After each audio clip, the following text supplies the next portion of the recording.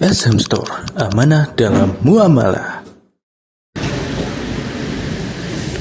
Assalamualaikum warahmatullahi wabarakatuh.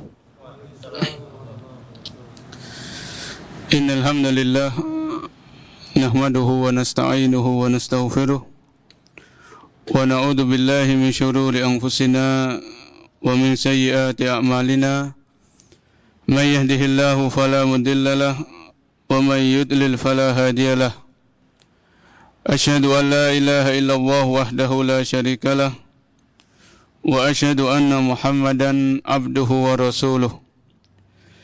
Ya ayyuhalladzina amanu taqullaha haqqa tuqatih wa la tamutunna illa wa antum muslimun. Ya ayyuhan nasu taqu rabbakumul ladzi khalaqakum min nafsin wahidah wa khalaqa minha zawjaha wa batha minhuma rijalan katsiran wa nisaa'a wattaqullaha alladzi tasaaluna bihi wal arham innallaha kana 'alaikum raqiba. Ya ayyuhalladzina amanu taqullaha wa qulu qawlan sadida yuslih lakum a'malakum wa yaghfir lakum dhunubakum wa may yuti'illaha wa rasulahu faqad faza fawzan 'azima. Amma ba'd. Fa inna asaqal hadisi kitabullah wa khairul huda hudan nabiyyi sallallahu alaihi wasallam wa syarrul umuri muhdatsatuha wa kullu muhdatsatin bid'ah wa kullu bid'atin dhalalah wa kullu dhalalatin finnar. Para hadirin kaum muslimin dan muslimah yang Allah muliakan, alhamdulillah pada sore hari ini kita masih diberikan taufik dan kemudahan oleh Allah untuk melaksanakan ibadah solat maghrib dengan berjamaah dan dilanjutkan dengan thalabul ilm atau menuntut ilmu, dan insyaAllah dilanjutkan dengan solat isya dengan berjamaah. Semoga seluruh amal ibadah yang kita lakukan, di antaranya ibadah yang kita lakukan di bulan Ramadan, semoga semuanya diterima oleh Allah Subhanahu wa taala.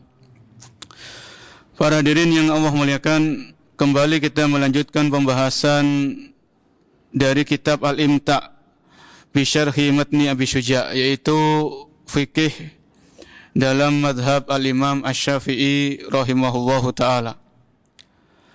Pada kesempatan sebelum Ramadan, kita telah membahas atau mengkaji bersama tentang Kitabut Thaharah, pembahasan tentang bersuci, mulai dari jenis-jenis air, kemudian tentang wudu, tentang mandi besar, tentang tayamum, pembatal-pembatal wudu dan sebagainya. Itu kita selesaikan alhamdulillah sebelum Ramadan. Maka mulai pertemuan sore hari ini dan kedepannya insyaAllah kita akan membahas tentang Kitabus Shalah, yaitu pembahasan tentang as-shalah, fikih salat dalam madhab Syafi'i rahimahullahu ta'ala. Masih dari kitab Matan Abi Syuja' rahimahullahu ta'ala. Tentunya salat ini tidak diragukan lagi kedudukannya di dalam Islam, bahwasanya salat merupakan rukun Islam yang kedua setelah mengucapkan dua kalimat syahadat. Salat satu-satunya ibadah yang Allah wajibkan ketika Nabi SAW mengalami peristiwa Isra dan Mi'raj. Dan salat adalah satu ibadah yang pertama kali dihisab oleh Allah di hari kiamat sebelum ibadah-ibadah yang lain. Maka tentunya salat ini harus kita perhatikan dengan sebaik-baiknya. Bahkan karena pentingnya salat ini, seorang Nabi yang mulia, Nabi Ibrahim alaihissalam, beliau pernah berdoa, yang dimana doa beliau ini diabadikan oleh Allah di dalam Al-Quran. Rabbi ja'alni muqimas salati wa min dzurriyyati Rabbana wa taqabbal du'a. Nabi Ibrahim pernah berdoa, Rabbi ja'alni muqimas shalah, wahai Tuhanku, wahai ya Allah, jadikanlah aku termasuk orang-orang yang mendirikan salat, mengerjakan salat, menjaga salat. Wa min dzurriyyati, dan jadikanlah anak cucuku, keturunanku juga termasuk orang-orang yang menjaga salat. Rabbana wa taqabbal du'a, wahai Tuhan kami, kabulkanlah doa-doa kami. Ini doa yang dipanjatkan oleh beliau, Nabi Ibrahim alaihissalam. Maka tentunya kita sebagai umat Nabi Muhammad SAW, kita juga meneladani beliau, Nabi Ibrahim alaihissalam. Kita perbanyak doa tersebut, kita serius dalam membacanya, agar benar-benar kita dijadikan oleh Allah orang-orang yang menjaga ibadah solat, menjaga rukun-rukunnya, menjaga kewajiban-kewajibannya, dan mengerjakan solat tepat pada waktunya. Maka ini tentang muqaddimah pentingnya ibadah solat di dalam agama Islam. Kita masuk kepada pembahasan yang dibawakan oleh Al-Imam Abu Syuja rahimahullahu ta'ala, Kitabus Shalah, yaitu kitab atau bab yang membahas tentang solat. Di sini beliau mengatakan as-salatul mafrudatu khamsun. Solat yang diwajibkan oleh Allah sehari semalam itu ada 5. As-salatul mafrudatu khamsun. Ibadah solat yang diwajibkan oleh Allah Subhanahu wa ta'ala kepada umat Nabi Muhammad alaihi salatu wassalam ada 5. Kemudian beliau memberikan perinciannya. Al-Imam Abu Syuja menyebutkan secara umum, baru beliau perinci. Beliau menjelaskan tentang waktu-waktu solat ini kapan. Di sini kita jelaskan juga apa yang disampaikan oleh pensyarah. As-salatu lughatan ad-du'a bi khairin. Solat dari segi bahasa, itu artinya berdoa. Solat ditinjau dari segi bahasa itu artinya berdoa, memohon kebaikan, berdoa untuk memohon kebaikan. Ini solat dari segi bahasa. Sebagaimana firman Allah Subhanahu wa ta'ala dalam surat At-Taubah ayat 103. Wa sholli alaihim. Wa sholli alaihim, dan doakan mereka. Jadi salat itu ditinjau dari bahasa, artinya adalah berdoa. Dan ini kita dapatkan dalam ibadah salat kita. Di antara yang kita baca ketika salat adalah doa. Yang kita baca di saat salat di antaranya adalah kita memanjatkan doa kepada Allah Subhanahu wa taala. Ya, contohnya ketika tahiyat akhir, sebelum salam, kita membaca Allahumma inni a'udzubika min adzabi jahannam wa min adzabil qabr wa min fitnatil mahya wal mamat wa min syarri fitnatil masihi ad-dajjal. Ini doa. Kita diajarkan berdoa di saat melaksanakan ibadah salat, baik salat wajib maupun salat sunnah. Ini salat dari segi bahasa. Kemudian salat dari segi istilah atau dari segi syar'i, aqwalun wa af'alun muftatahatun bit takbiri mukhtatamatun bit taslimi bi syara'ita makhsusah. Salat ditinjau dari segi istilah adalah ucapan-ucapan dan perbuatan-perbuatan yang dimulai dengan ucapan takbir dan diakhiri dengan ucapan salam, dengan syarat-syarat yang telah ditentukan. Ini salat ditinjau dari segi istilah. Jadi ucapan-ucapan dan perbuatan-perbuatan yang dimulai dengan takbir dan diakhiri dengan salam. Bisyara'ita makhsusah, dengan syarat-syarat yang telah ditentukan. Ini kata para ulama tentang salat dari segi istilah. Maka di antara salat itu ada ucapan, yaitu kita mengucapkan takbir, takbiratul ihram, takbir ketika pindah ke ruku, Allahu Akbar, kemudian sami Allahu liman hamid. Ini adalah ucapan-ucapan. Kemudian perbuatan-perbuatan, maka di antara salat perbuatan, ruku ini sujud, duduk di antara dua sujud, ini adalah perbuatan yang dimulai dengan takbir. Jadi harus dimulai dengan takbiratul ihram. Dimulai dengan takbiratul ihram, ini harus, karena itu rukun. Jadi kalau seseorang sholat tanpa takbiratul ihram, maka sholatnya tidak sah. Ya, ini hati-hati bagi para orang-orang yang masbuk. Ketika kita masbuk, kemudian kita mendapatkan imam itu sudah ruku, maka kita takbiratul ihram dulu, Allahu Akbar, baru setelah itu kita ikut mengikuti imam, yaitu ruku. kita takbir kedua kalinya takbir intiqal, yaitu Allahu Akbar, itu rukuk. Atau Allahu Akbar itu takbiratul ihram, kemudian kita langsung ikut rukuk. Karena takbiratul ihram ini adalah rukun di antara rukun-rukun salat. Kalau ditinggalkan salatnya tidak sah. Ya, terkadang dikhawatirkan orang masbuk, dia masuk ke masjid, imamnya sudah rukuk, dia langsung rukuk tanpa mengucapkan takbiratul ihram, maka ini hati-hati. Itu salatnya tidak sah kalau seperti itu. Ya. Karena jelas para ulama mengatakan salat itu muftatahatun bit takbir. Salat itu dimulai dengan takbiratul ihram. Muhtatamatun bit taslim, yang diakhiri dengan salam.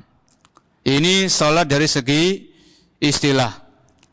Kemudian kita lanjutkan, kita kembali kepada apa yang dikatakan oleh Al-Imam Abu Syuja rahmatullahi alaih. As-salatul mafrudatu khamsun. Salat yang diwajibkan itu ada 5. Kemudian beliau memberikan perincian az-zuhru. Yang pertama adalah zuhur.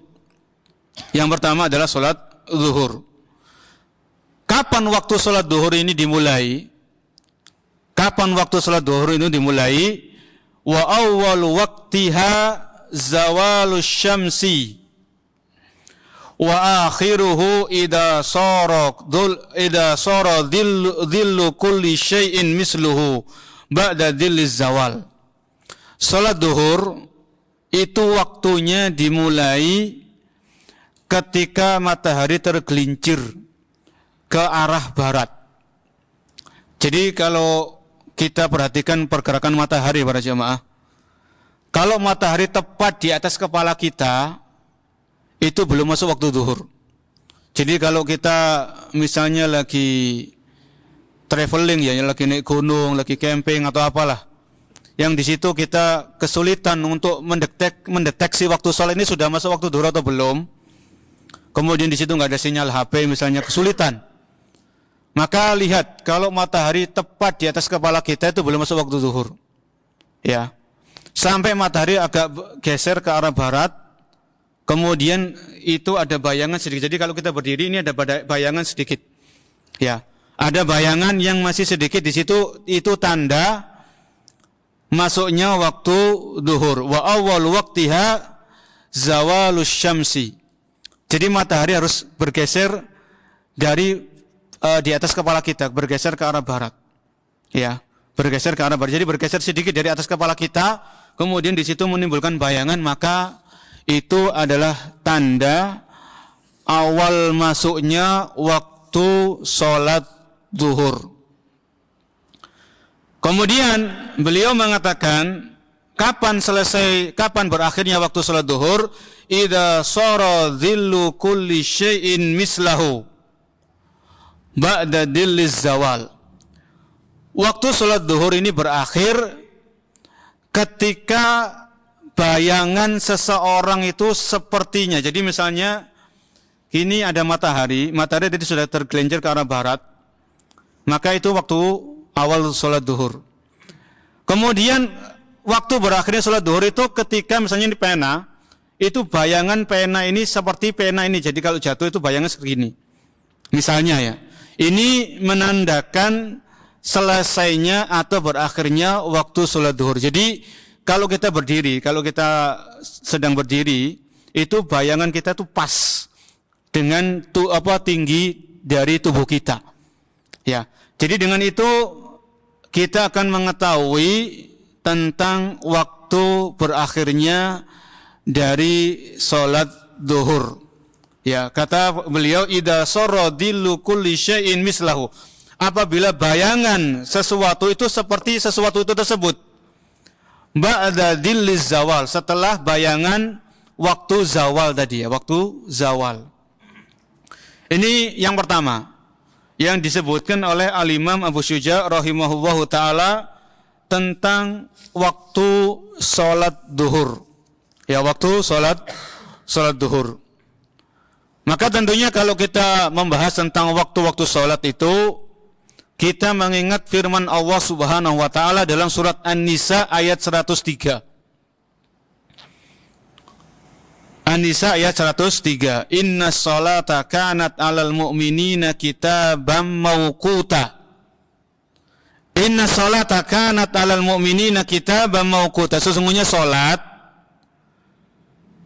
bagi orang-orang yang beriman itu ada waktu-waktu yang sudah ditentukan. Ya, jadi kita nggak bisa salat seenaknya sendiri. Salat 5 waktu ini jelas kewajibannya.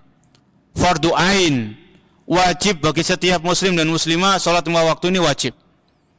Maka kalau kita sudah tahu kewajiban salat, maka jangan salat seenaknya sendiri. Karena sudah jelas salat ini ada waktunya masing-masing. Inna sholata kanat 'alal mu'minina kitaban mauquta. Surat An-Nisa ayat 103.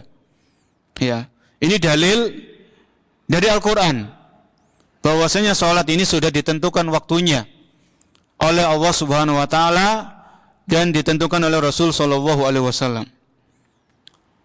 Kemudian beliau mengatakan, Al-Imam Abu Syuja' rahimahullah mengatakan wal asru, dan salat asar. Salat asar kapan waktunya? Wa awwalu waqtiha az-ziyadatu ala dhillil misli wa akhiruhu fil ikhtiyari ila dhillil mislaini. Salat asar ini tentunya kalau waktu zuhur itu sudah selesai, sudah berakhir, maka secara otomatis itu masuk waktu asar. Jadi kalau waktu zuhur itu tadi selesai dengan bayangan sesuatu itu sepertinya, jadi kalau pena ini ada bayangannya setinggi pena ini menandakan waktu sholat zuhur sudah habis. Maka setelah zuhur habis masuk waktu sholat berikutnya, yaitu sholat asar. Ini awal mulanya waktu sholat asar, yaitu ketika bayangan sesuatu seperti sesuatu itu tersebut persis, ya. Wa awwalu waqtiha az-ziyadatu ala dhillil misli. Jadi bayangan sesuatu itu seperti sesuatu, kalau pena itu seperti plek, nambah sedikit. Jadi jangan pas sesuatu itu pas bayangannya tadi, ya. Jadi tambahkan sedikit. Tambahkan sedikit, misalnya pena ini segini bayangannya, maka tambahkan sedikit. Ini masuk waktu apa tadi? Asar. Ya, karena di sini beliau mengatakan wa awal waqtiha az-ziyadatu ala dhillil misli. Tambahkan bayangan sesuatu seperti sesuatu itu tadi, tambahkan sedikit. Ya, tambahkan. Wa akhiruhu, waktu berakhirnya salat asar fil ikhtiyar ila dhillil mislain. Maka waktu berakhirnya salat asar ini, waktu pilihan itu ketika dhillil mislain, ketika bayangan itu sudah 2 kali lipat. Jadi kalau pena ini bayangannya segini, kalau 1 kali 1 pena, kemudian kita tambahkan 1 pena lagi di sini. Jadi bayangannya 2 kali lipat. Kalau orang itu berdiri, maka bayangannya sudah 2 kali lipat. Ya, jadi bayangan segini, kemudian segini lagi. Itu adalah waktu mau berakhirnya waktu sholat asar. Itu waktu mau berakhirnya sholat asar. Karena di sini ada waktu ikhtiyar, waktu pilihan. Ya, waktu apa? Waktu pilihan. Wa fil jawaz, dan waktu dibolehkan. Karena setelah orang itu, misalnya orang berdiri atau pena, itu bayangannya 2 kali lipat. Antara bayangan 2 kali lipat ini sampai matahari terbenam itu masih ada jeda waktu. Masih ada jeda waktu, entah itu berapa menit, itu nanti dilihat. Karena di sini beliau mengatakan wa fil jawazi ila ghurubis syamsi. Dan waktu sholat asar itu masih dibolehkan sampai matahari benar-benar terbenam. Jadi matahari itu sudah terbenam dari cakrawala, sudah nggak kelihatan sama sekali. Ini menandakan waktu sholat asar itu sudah berakhir. Ya, waktu sholat asar itu sudah berakhir. Wa fil jawazi ila ghurubis syamsi. Dan waktu bolehnya sholat asar sampai matahari benar-benar itu terbenam dari cakrawala. Ya, hilang dari ufuk, tenggelam. Ya, terbenam. Ini waktu berakhirnya sholat asar. Jadi katakan misalnya ada seseorang itu dia lupa atau dia ketiduran, Ya, ketiduran, bangun-bangun, dia matahari itu sudah hampir terbenam.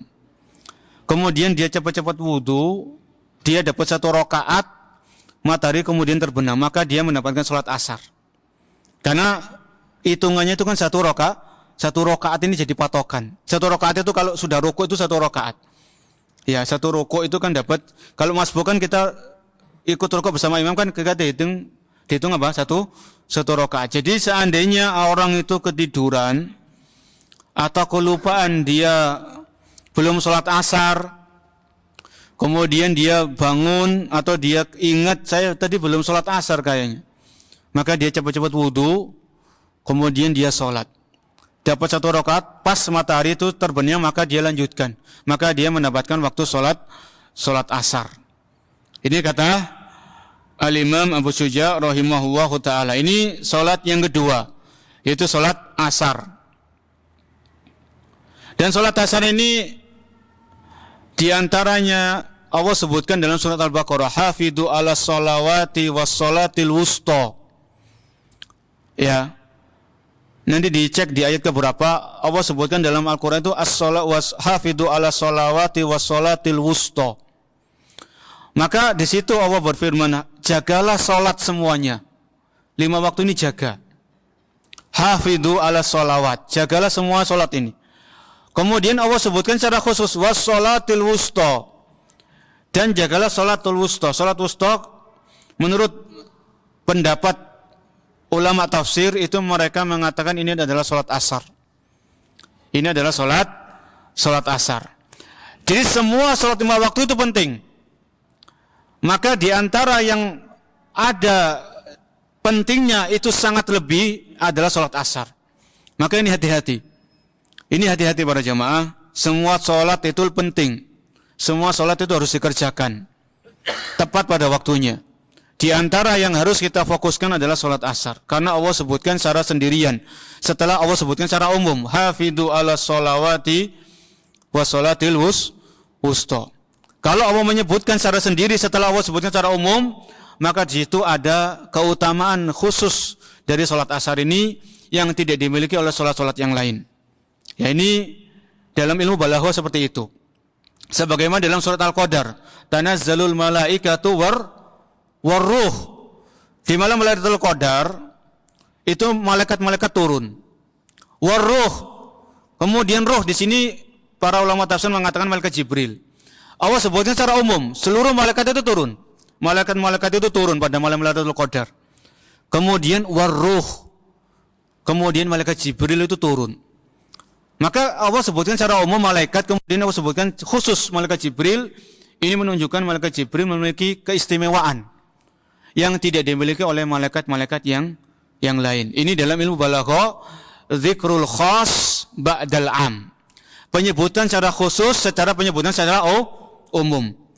Dan ini bisa kita gunakan dalam ucapan sehari-hari. Misalnya seorang guru mengatakan, murid-murid semuanya telah masuk kelas. Dan Umar ini kan termasuk murid-murid. Kenapa disebutkan secara khusus?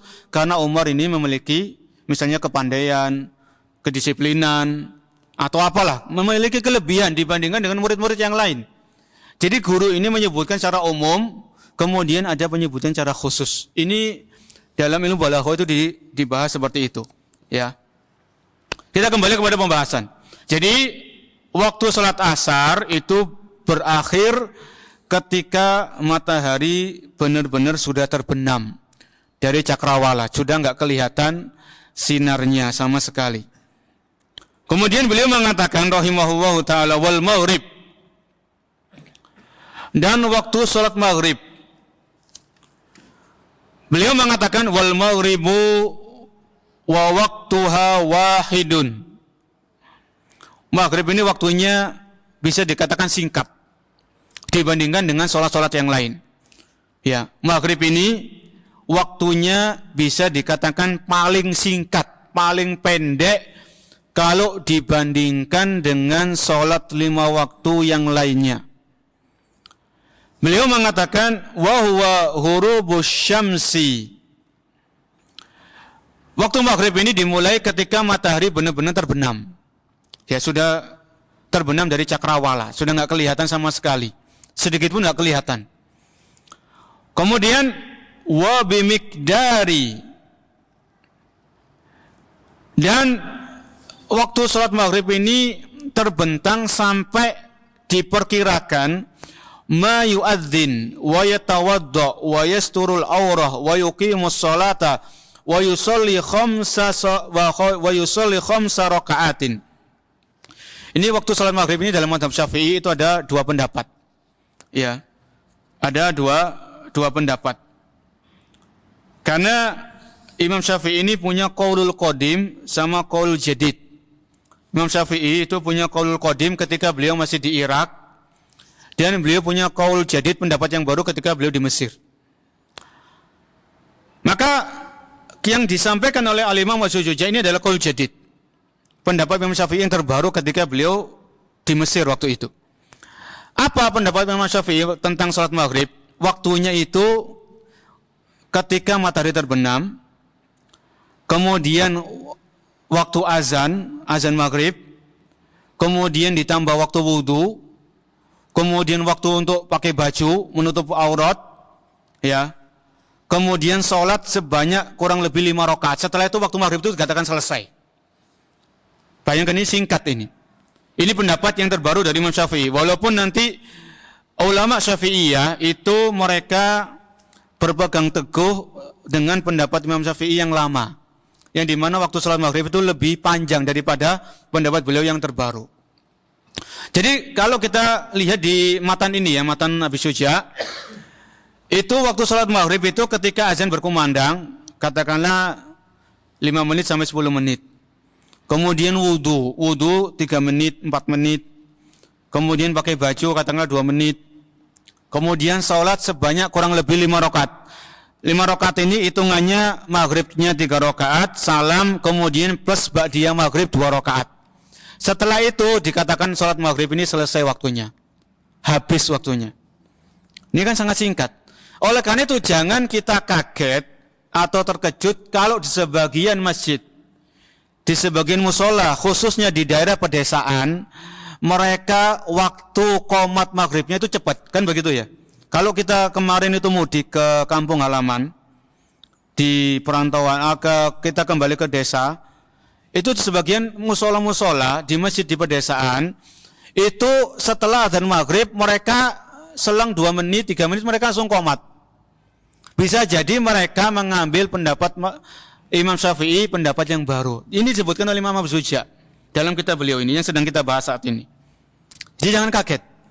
Ya jangan kaget kalau kita mampir atau singgah di sebuah masjid atau musola kok cepat qomatnya, maka itu memang ada sumbernya dari pendapat Imam Syafi'i ada.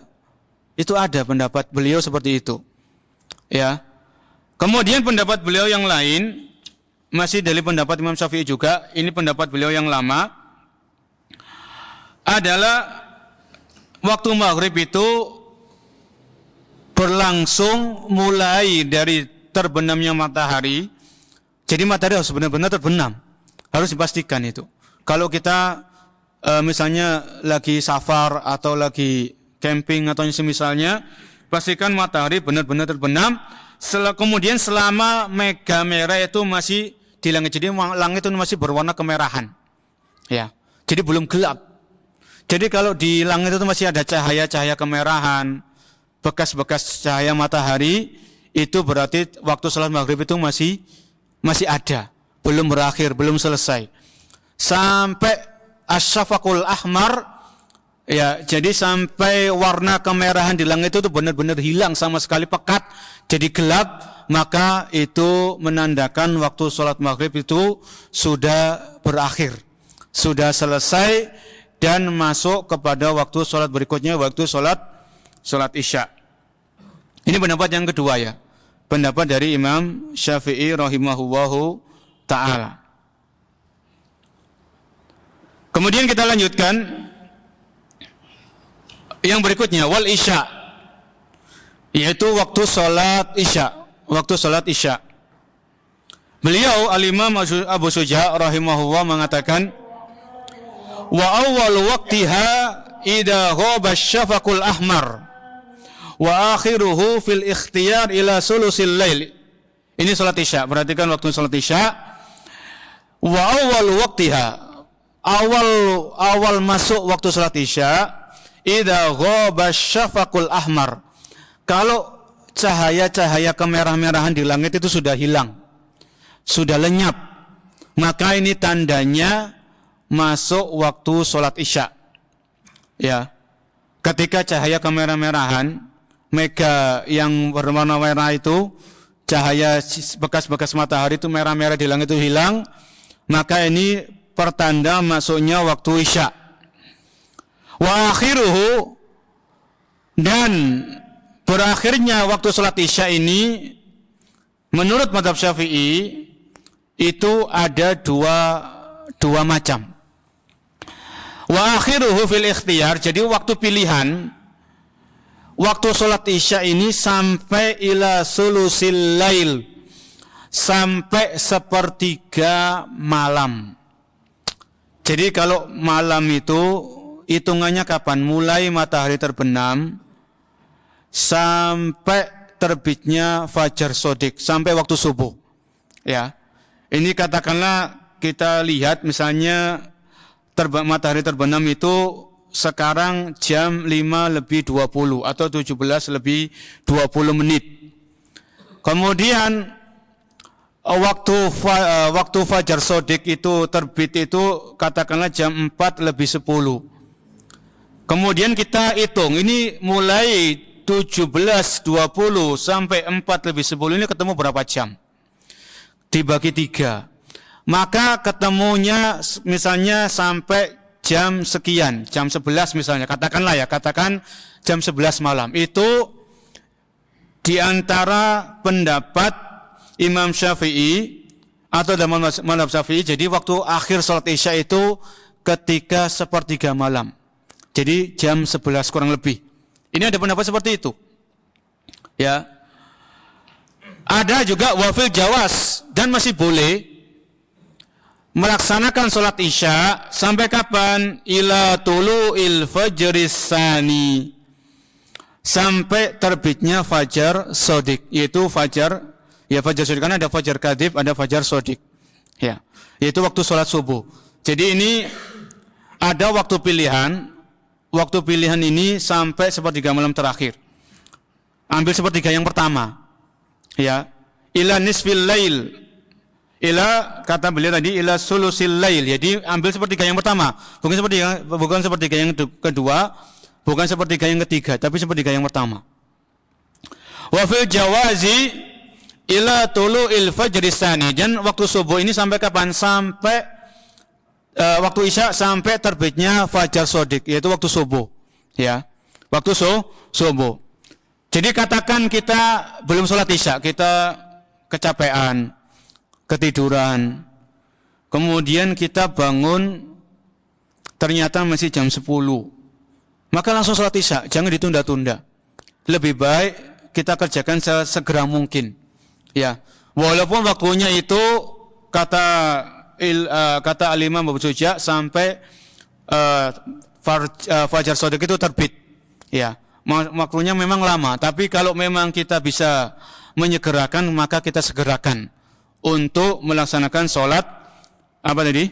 Sholat Isya. Ya, sholat Isya. Wa fil jawazi ila tulu'il fajri as-sani. Ini waktu sholat Isya. Kemudian yang terakhir, waktu sholat subuh.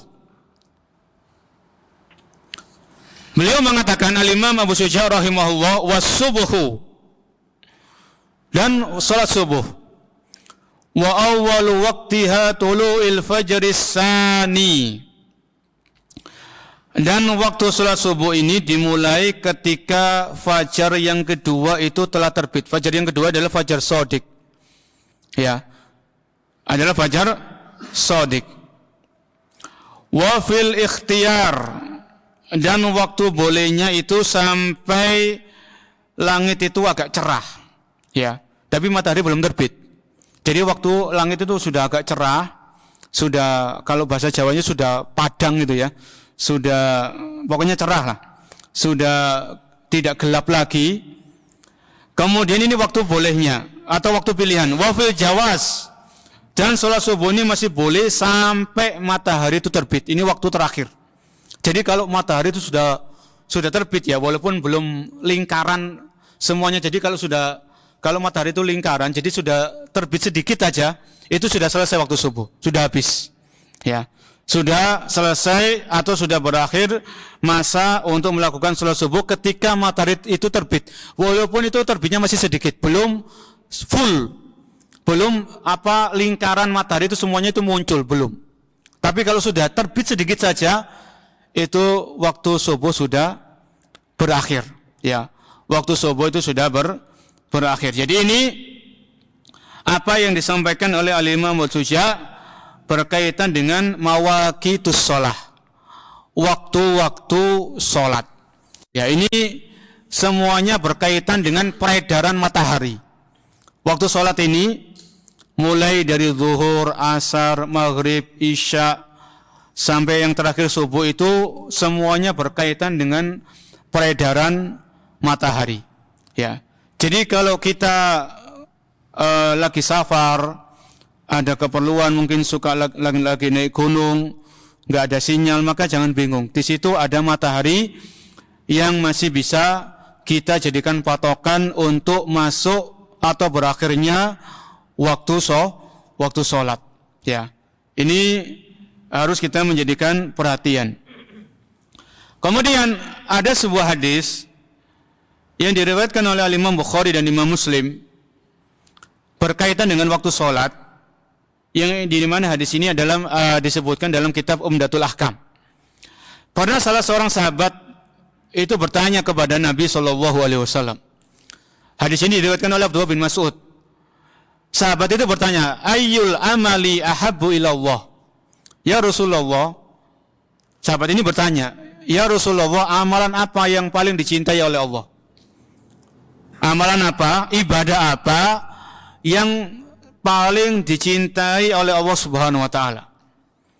Maka di antara jawaban Nabi sebutkan 3 amalan di situ. Nabi sebutkan 3 amalan. Di antara yang beliau sebutkan adalah as-salatu ala waktiha. Amalan yang paling dicintai oleh Allah adalah salat tepat pada waktunya. Ya, tepat pada waktunya. Syukur-syukur di awal waktu. Ya. Jadi khususnya bagi yang laki-laki itu dengan berjamaah. Dengan berjamaah itu otomatis kan kita sholatnya di awal waktu. Ya, jadi azan berkumandang, kemudian kita bergegas mengambil air wudhu, kemudian kita pakai baju yang pantas, baju yang cocok, yang kira-kira itu cocok untuk sholat gitu loh. Karena ya mohon maaf, sebagian itu kan terkadang sholat itu pakai pakaian singlet gitu ya, singlet. Kemudian mohon maaf ketika dia sujud itu kan kelihatan kan gitu ya. Apalagi singletnya itu ketat. Kita mau negur itu nggak kenal dan sebagainya. Jadi bingung ya. Padahal ini termasuk hal-hal yang penting dalam salat dan menutup aurat. Allah Subhanahu wa taala berfirman, "Khudhu zinatakum inda kulli masjid." Ya bani Adam, khudhu zinatakum inda kulli masjid.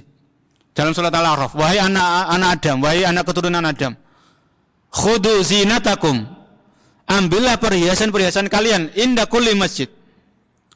Khudhu zinatakum inda kulli masjid, ketika kalian hendak ke masjid, ketika kalian hendak sholat. Ya, jadi ketika kita ke masjid atau kita sholat sendirian di rumah, perhatikan pakaian kita. Perhatikan pakaian kita, kira-kira pantas apa enggak untuk sholat gitu loh. Maksudnya ya, selain suci, bersih itu pasti.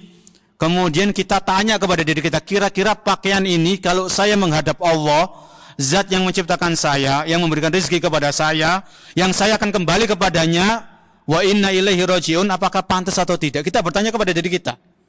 Ya, karena Allah perintahkan kita, ya bani Adam khudhu zinatakum inda kulli masjid. Sampai di sini kita dengarkan azan. Selesai azan kita buka tanya jawab. Mungkin ada yang bertanya, kita persilakan. Wallahu a'lam bishawab.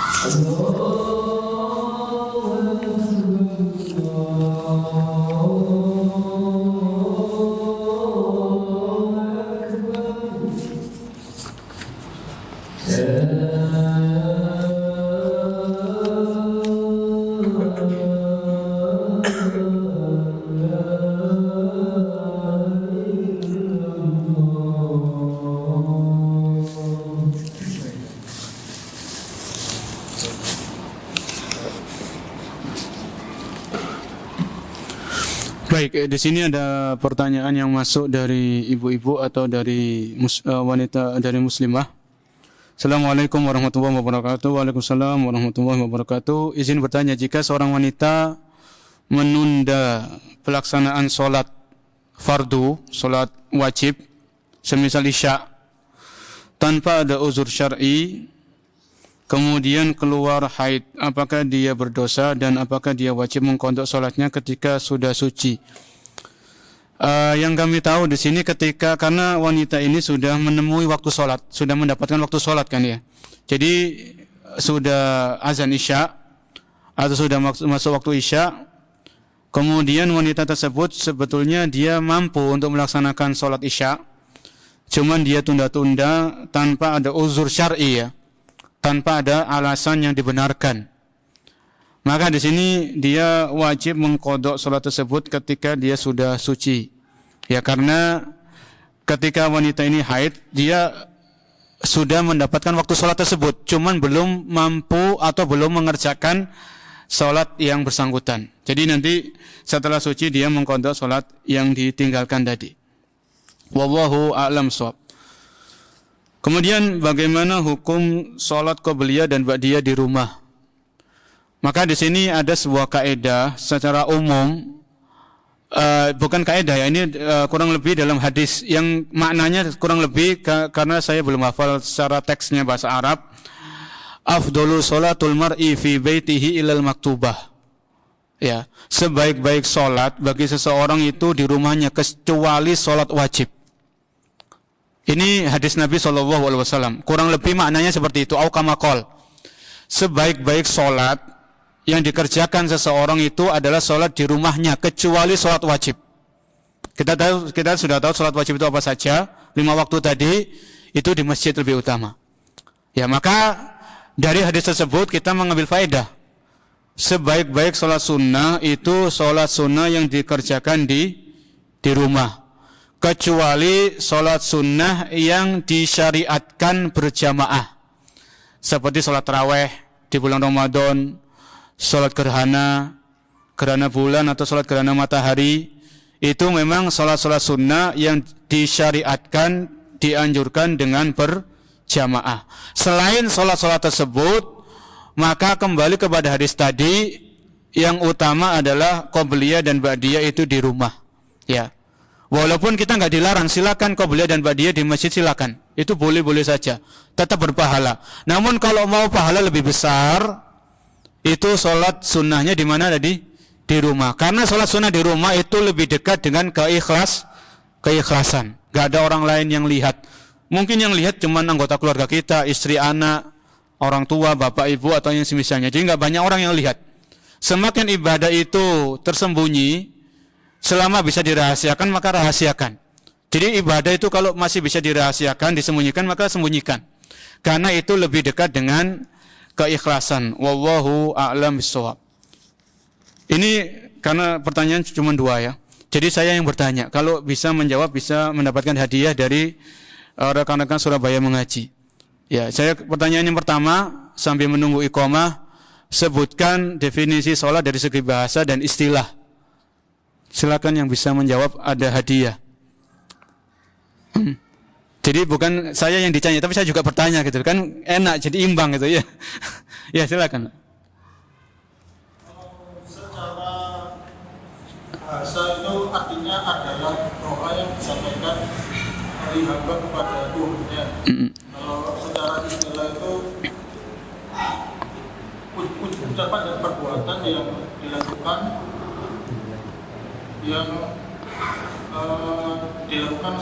sesuai dengan persyaratan rukun sholat. Iya. Tidak mengapa, karena rukun di antara rukun sholat adalah takbiratul ihram dan salam. Silakan. Silakan Pak. Semoga buku yang kecil ini bermanfaat besar kalau dibaca dan diamalkan. Ya, Pak. Ya, baik, pertanyaan yang kedua. Yang terakhir, sebutkan awal waktu Isya dan akhir waktu sholat Isya, karena kita akan mengerjakan sholat Isya. Silakan yang bisa. Ya, belakang yang pakai. Ya, silakan Pak.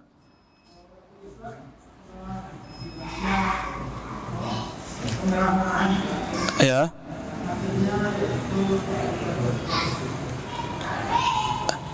Iya, jadi akhirnya bisa ada 2 pendapat, ada 2 pilihan. Yang pertama, waktu yang utama adalah sampai 1/3 malam yang pertama, kurang lebih jam 10 sampai 11 malam, atau waktu yang kedua sampai matahari terbitnya fajar shadiq. Wallahu alam. Silakan. Semoga hadiahnya bermanfaat. Dari buku-buku kecil ini bisa kita amalkan dalam kehidupan kita sehari. Mungkin itu para jamaah dan bagi para pemirsa di streaming yang bisa kita bahas pada kesempatan malam hari ini. Insya Allah kita lanjutkan pembahasan masih tentang Kitabus Shalah di pertemuan-pertemuan berikutnya, yang dimana di pertemuan berikutnya insya Allah kita akan membahas macam-macam sholat sunnah. Jadi memang di matan ini enggak berurutan ya.